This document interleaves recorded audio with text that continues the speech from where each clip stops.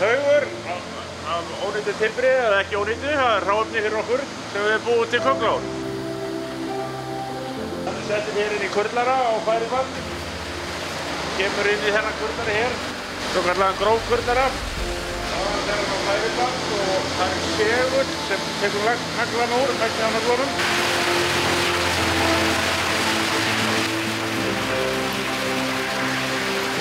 Síðan fer þetta í kassa, svona millikassa og þaðan yfir í millu sem er þarna. Og hún kurlar þetta alveg niður í smátt, niður í 6 mm. Þaðan er þetta blásið út og reyndar á ríkin úr þessu og yfir í gám úti, þar sem er svona lagergámur. Úr lagergámnum fer þetta inn og þar er annað segulband sem tekur restina af nöglunum ef það kynna að vera einhverjir eftir. Það fer þetta hér inn í þurrktromlu, þar sem þetta er eldþurrkað. Við þurfum að ná rakanum niður í 12–14% til að geta gert úr þessu perlur.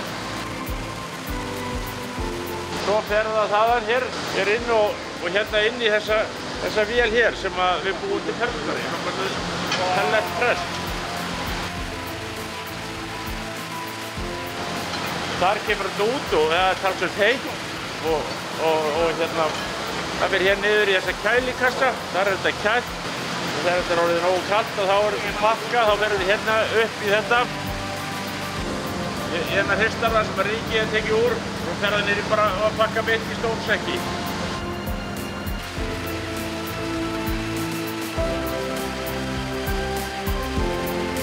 Já, við notum sem sagt afgangstimbur og svo blöndum við það með lerki sem er hérna kemur. Þetta er afgangur þegar við erum búin að búa til staura úr því. Þannig að listin er að nýta þetta allt saman.